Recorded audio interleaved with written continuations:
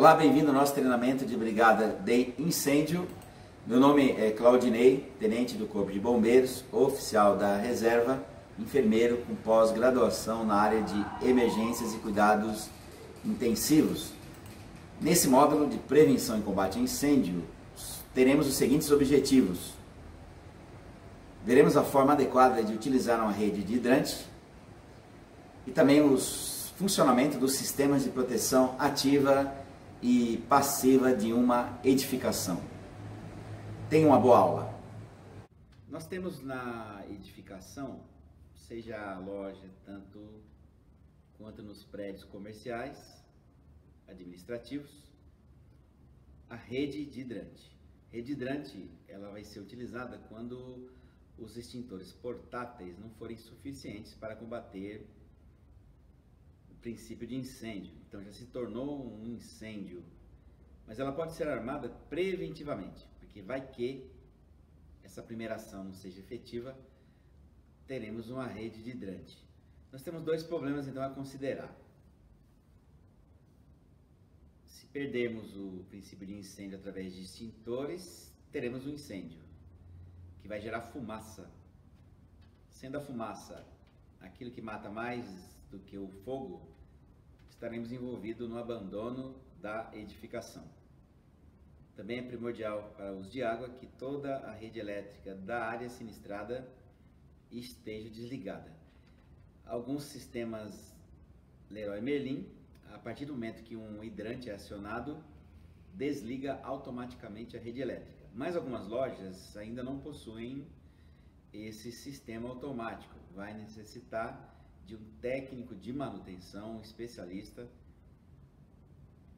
necessita que ele faça e certifique que a energia está desligada antes de eu começar a jogar água com a rede de hidrante. Senão eu tenho risco pessoal, também o risco de propagação do incêndio através de curtos-circuitos elétricos.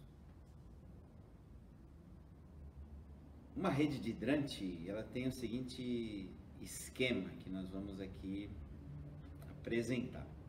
Isso em qualquer tipo de edificação. Existe um reservatório de água, que esse reservatório pode ser elevado ou subterrâneo. Levando em conta um prédio residencial, comercial, nós temos lá uma reserva de incêndio, uma caixa d'água comum aos dois sistemas, aqui representado pela cor verde, onde essa tubulação capta água para uso geral, então sanitários, cozinhas, etc. Veja que o cano ele está localizado, a extremidade do cano, num determinado nível da caixa. Então daqui para cima ele consegue captar toda a água. Daqui para baixo, essa reserva somente é captado pela tubulação vermelha do prédio, que sai do fundo da caixa. Somente no incêndio é que ela poderá ser utilizada através dos abrigos de mangueira, onde tem as mangueiras e seu respectivo registro para a liberação da água. Esta água, ela precisa ser pressurizada. Muitas vezes a própria coluna de água gerada pelo volume de água num prédio elevado é suficiente para pressurizar os hidrantes inferiores dos andares inferiores.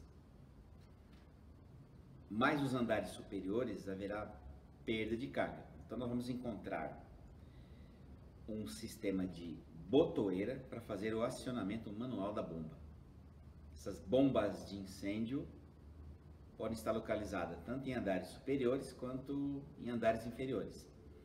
Existe uma bomba chamada jockey, que mantém uma pressurização da rede constante.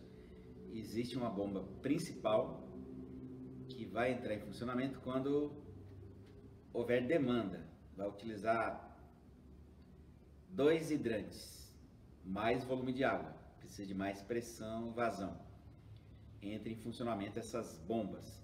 O sistema Leroy Merlin é gigantesco, atende geralmente seguro europeu, uma capacidade de reserva de água que em alguns locais chega a 1 milhão de litros, exclusivamente para a parte de combate a incêndio. Aqui vale destacar que uma das funções do brigadista é conhecer onde fica o registro de recalque. Aqui nós temos uma solução numa calçada, mas poderia ser vertical. Então saiba onde que é o registro de recalque, porque neste ponto a viatura do bombeiro vai estacionar, portanto deve ser um local isolado e sinalizado, que não encoste veículos de carga, descarga ou veículo comum. E uma mangueira será acoplada na viatura no sistema de bombas, já que essa viatura é chamada autobomba, que contém uma certa capacidade de volume de água, que pode ser reabastecida frequentemente por autotanques, os tais caminhões-pipa do bombeiro. E tem outros muito maiores ainda. Ela fica estacionada e os caminhões fazem o rodízio, fazendo o abastecimento interno dela. Essas bombas potentes injetam água na tubulação, olha só, esse registro de recalque é o início da tubulação do prédio. Vai pressurizar toda essa rede. Já que a reserva de água, dependendo da edificação, ela é muito pequena para a quantidade de combate a incêndio que será executado. Se abrir 4, 5 redes de hidrante, haverá um esvaziamento rápido, exceto lojas Leroy Merlin, que terá uma grande quantidade de suprimento de água, suficiente para combate a incêndio até a chegada do Corpo de Bombeiros e muito além disso. Mas podemos estar falando com um brigadista de um prédio comercial administrativo com menor capacidade. Cada andar nós teremos um abrigo de mangueira, onde teremos aí uma mangueira de incêndio na forma aduchada e esguichos, além de uma chave de mangueira. Nós veremos isso adiante. Então vale ressaltar a importância de um brigadista aguardar a chegada do bombeiro e mostrar onde fica o registro de recalque da edificação. Eu citei aí com relação à reserva de incêndio. Você sabe quantos litros de água possui a sua reserva de incêndio? Porque ela é variável de loja para loja, de prédio comercial para prédio comercial. Então é importante que se saiba, e isso está no plano de emergência, na chamada planilha operacional, que é o anexo do plano de emergência. Lá consta a capacidade da reserva de incêndio, já que o bombeiro vai acessar esse documento e verificar quais são os recursos disponíveis na edificação com relação à proteção contra incêndio. Reforçando aqui um sistema de bombas diferenciado nas duas imagens. Temos uma bomba jockey, uma bomba principal. Muitas vezes temos uma bomba reserva auxiliar. Isso num local onde há grande suprimento de água para combate a incêndio. Aqui é importante ressaltar que na primeira reunião da brigada, especialmente para os novos brigadistas, um brigadista da manutenção deve levar essas pessoas para esse local para que eles conheçam as bombas de incêndio e dê uma explicação básica do seu funcionamento. Brigadistas não têm a missão de operar esse sistema de bomba, mas deve saber onde fica para indicar ao Corpo de Bombeiros. E só alguém especialista na área para conhecer o funcionamento, dar essas explicações. Importante que cada brigadista no seu setor, independente de ter uma empresa ou não, responsável por isso, inspecione os abrigos de mangueiras para que vejam se existe lá a mangueira devidamente acondicionada, esguicho e uma chave de mangueira. O que nós aconselhamos? Quando existe apenas uma mangueira, que ela fique pré-conectada, evitando que na hora do uso tenha que fazer todo um manejo. Então já fica conectada ao hidrante, juntamente com esguicho. Basta colocar no chão e arrastar até onde necessite utilizá-la. Quando tem 2 ou 3 mangueiras, já fica mais difícil de mantê-la pré-conectada. Nós veremos as técnicas de acoplamento de mangueira com 3 brigadistas. Isso será exigido muitas vezes na vistoria do Corpo de Bombeiros, que 3 brigadistas demonstrem como é armada uma rede de hidrante, como ela é operada. Mas nós veremos isso na parte prática do nosso treinamento em centros de treinamento. Lógico que é importante que conheçam da própria edificação. Inclusive, armem uma rede de hidrante, testem o seu funcionamento. Pode ser utilizada uma reunião de brigada para esse fim. Existem 2 tipos de esguicho que podem ser utilizados no combate a incêndio. Um deles é o esguicho chamado agulheta. Um tubo, aqui no final uma forma cônica. As instruções técnicas do Corpo de Bombeiros não prevêem mais esse tipo de esguicho, mas eles são importantes, especialmente em incêndio em loja. Quando nós tivermos que fazer rescaldo em materiais como espuma, grande quantidade de tecido que precisa penetrar água com pressão, esse esguicho tem essa capacidade. Porém, se ele é utilizado no combate direto dentro da loja, ele tem grande potencial de produzir danos em objetos móveis, prateleiras, vidros, tapumes, gesso, entre outros. Portanto, o combate a incêndio com esse tipo de esguicho, ele deve ser feito da chamada forma indireta, combate indireto. Vamos ver aqui um exemplo. Temos aqui um esguicho agulheta e os brigadistas estão dirigindo o jato para um muro. E a gente percebe a dispersão da água para aquele espaço ali.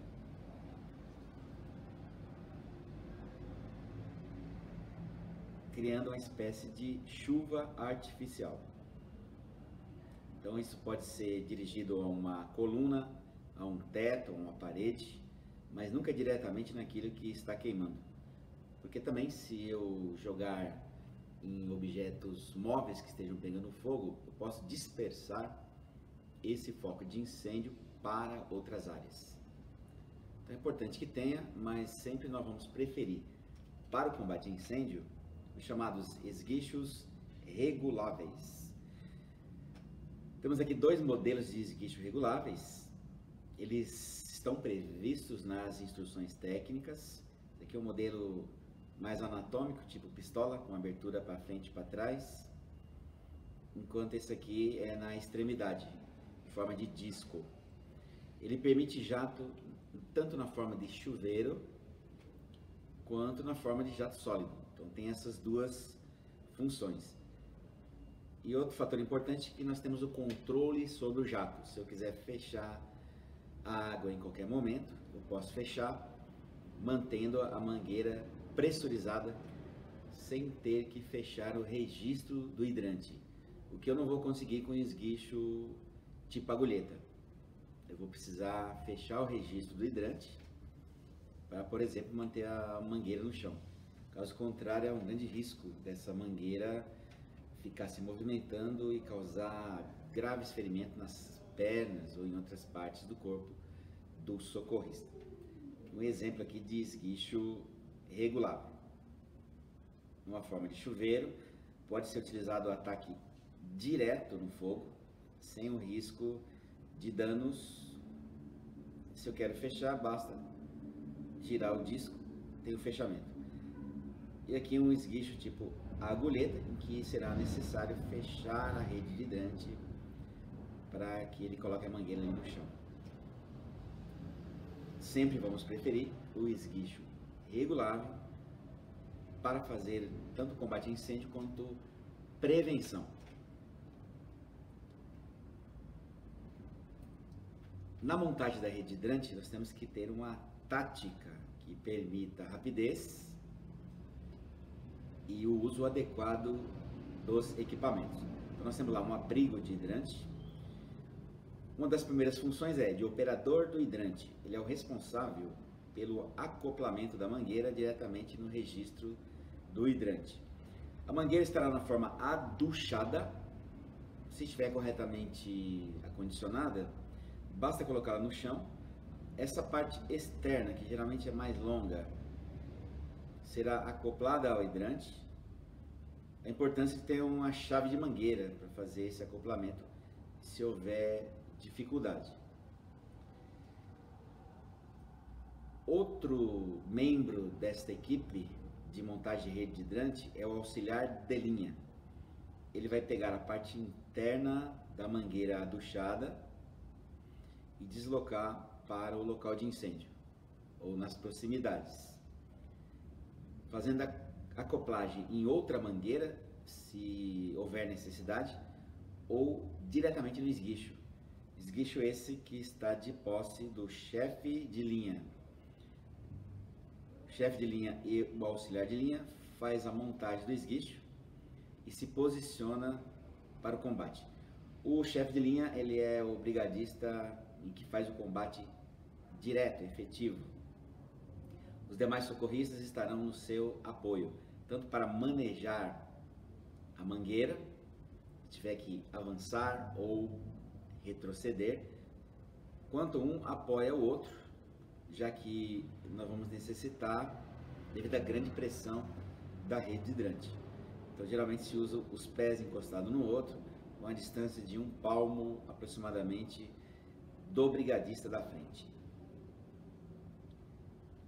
Geralmente o auxiliar de linha e o chefe de linha estará distante e terá dificuldade na comunicação verbal com o operador de hidrante. Existe a convenção de sinais tanto para a abertura quanto fechamento de hidrante. Isso deve ser feito pela segunda pessoa na rede de hidrante, que é o auxiliar de linha.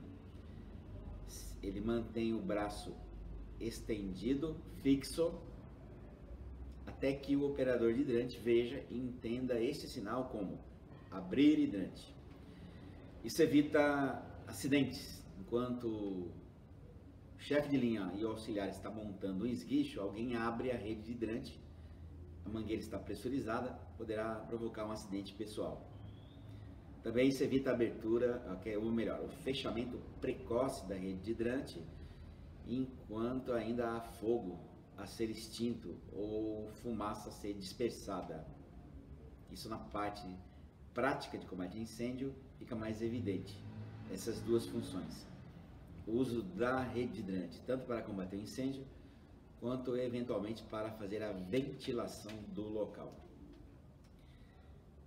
Se a equipe deseja que o hidrante seja fechado, esse mesmo auxiliar de linha mantém o braço estendido horizontalmente e faz movimentos ascendentes e descendentes, para cima e para baixo. Será entendido pelo operador de hidrante como fechar hidrante. Então são formas seguras de fazer o manejo de uma rede de hidrante. Outra função importante do auxiliar de linha, a segunda pessoa na operação, é com relação à segurança do chefe de linha. O chefe de linha está concentrado no combate efetivo a incêndio, enquanto que essa pessoa está pensando em segurança. Será que o telhado não vai cair? O foco de incêndio dispersou para outra área. Tem alguma parede que está próxima a desabamento. Essas questões de segurança têm que ser vistas por esse auxiliar de linha. Se for o caso, ele se comunica diretamente ou puxa a mangueira, trazendo o chefe para trás. Concentração absoluta desse primeiro brigadista nas ações efetivas de combate a incêndio. Isso deve ser treinado também nas reuniões periódicas de brigada, essa montagem de linha de hidrante, justamente para sentir a pressão da rede. Muitas vezes se constata irregularidades como vazamento em hidrantes, má conexão de esguicho à mangueira. Isso numa situação real poderia trazer perda de vidas humanas e prejuízos materiais. Até é por ser necessário estar preparado, através desses exercícios frequentes. A utilização de uma rede hidrante significa jogar água em algo que está queimando e que pode estar energizado. Então a primeira premissa é, para eu utilizar uma rede hidrante, a energia elétrica deve estar desligada. Nós temos sistemas Leroy Merlin, em que se houver queda de pressão no sistema de bombas, na casa de máquinas, porque houve abertura de rede hidrante, ao desligamento geral da energia elétrica, uma forma segura de fazer a operação da rede hidrante. Mas algumas lojas ainda não possuem, então será necessário que um técnico de manutenção, e só ele pode ter certeza disso, faça o desligamento parcial, se somente uma área foi sinistrada, ou total da rede elétrica antes da utilização de água. Só esses técnicos sabem onde estão localizados esses quadros e o sequenciamento de operação. Vamos falar sobre sistemas de proteção passiva e ativa. Existem várias tecnologias empregadas nas construções que, por si só, evitam a propagação de incêndio de uma área para outra. Isso faz parte do projeto de incêndio. Existe um engenheiro que é responsável por isso, em verificar quais são os materiais adequados, os tipos de acabamentos, as forrações. Temos aqui um exemplo de tudo isso.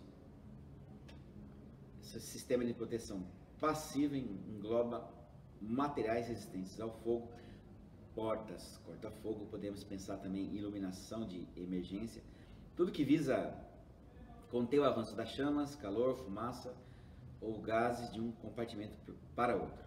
Evita-se, por exemplo, ter estruturas metálicas ligadas de um pavimento para outro, para evitar a transmissão do calor por condução, como nós já vimos em aula anterior. Revestimento anti-chama, fiações anti-chama, essas estruturas estão incorporadas na edificação. Existem o sistema de proteção ativa, que atuam conforme a demanda, automaticamente. Desde os alarmes de incêndio, os sprinklers ou chuveiros automáticos, assim como os detectores de fumaça, que podem ser acionados automaticamente. Sistema de alarme.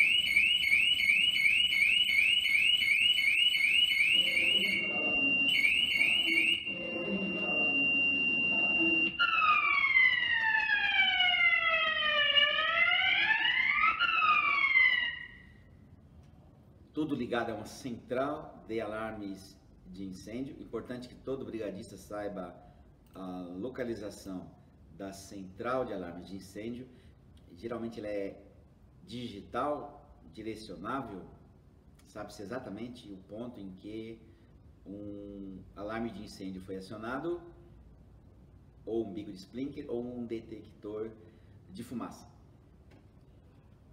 É importante que seja feita primeiro uma inspeção pelo brigadista do setor, pelo brigadista de manutenção, para verificar se não trata-se de um acionamento acidental, antes de fazer o desligamento do sistema. Embora alguns sistemas de alarme de incêndio possuem os botões de acionamento de pânico para, por exemplo, o abandono geral da edificação. Mas alguns sistemas funcionam da seguinte maneira: se não for desligado, aí varia o tempo, 2 minutos não foi desligado o sistema, aciona-se automaticamente andar acima, andar abaixo, e assim sucessivamente, alertando todos os ocupantes da edificação que trata-se de um abandono, tanto um exercício quanto uma situação real. Devemos conhecer, porque existem várias centrais de alarme, pedir para que os nossos técnicos de manutenção levem os brigadistas novos para conhecerem a localização e o funcionamento particular do seu sistema de alarmes de incêndio. Aqui temos detectores de fumaça instalados no teto com a função de, quando forem ativados por fumaça, seus sensores indicarão a presença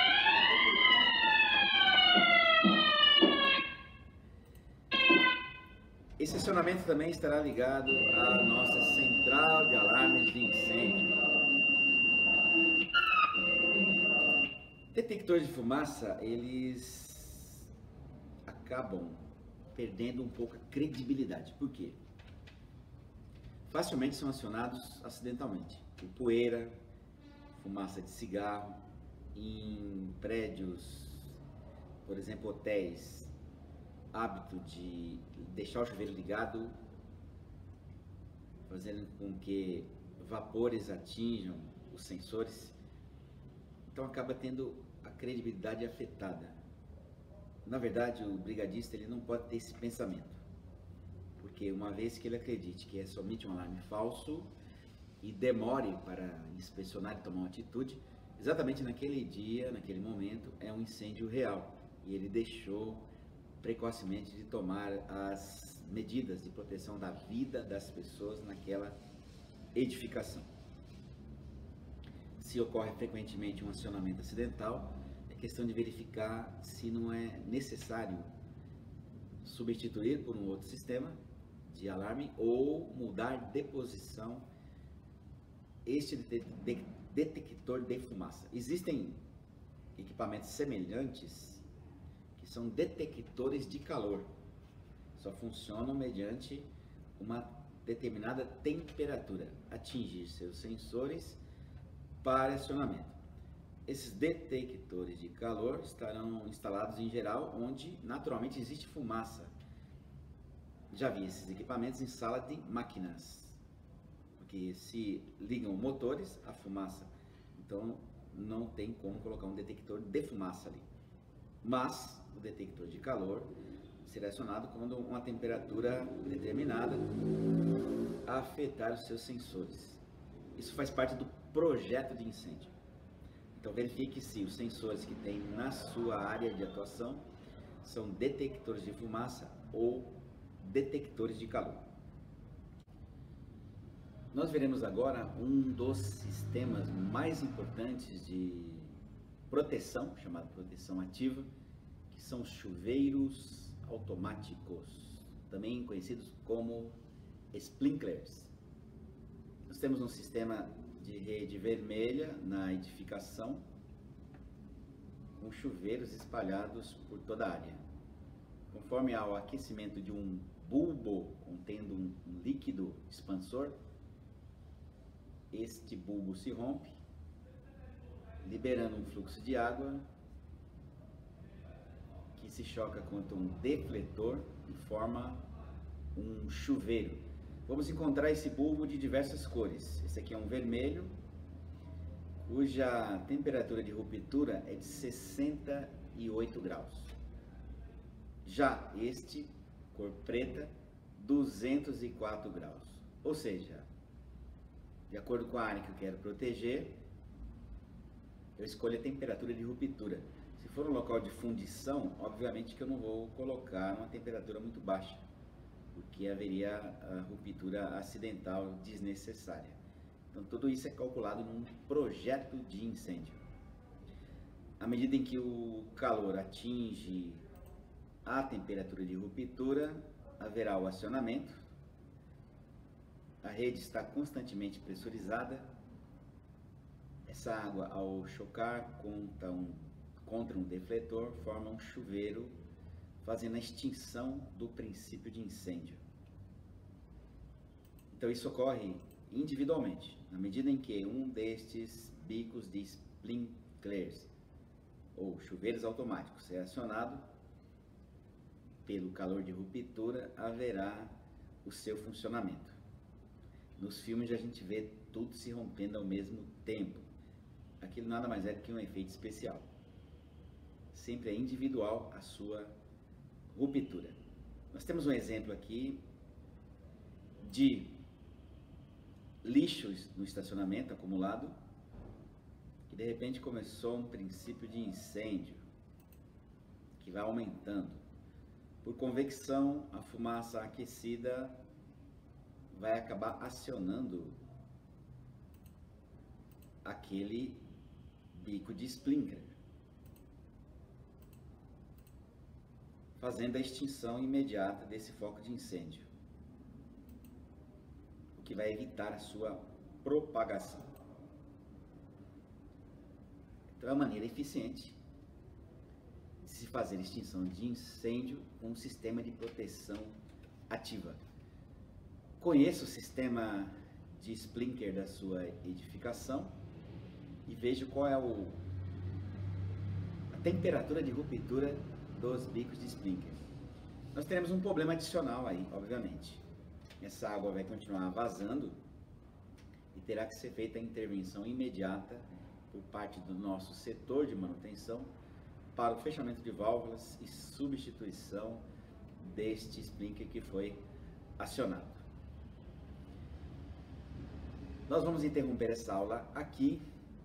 Na próxima aula falaremos sobre situações especiais de incêndio. Incêndio em óleo comestível, geradores e vazamento de líquidos inflamáveis em estacionamentos. Muito obrigado pela sua atenção até aqui. Assista essa videoaula tantas vezes quanto for necessário. Quanto mais você treina, mais você melhora o seu desempenho.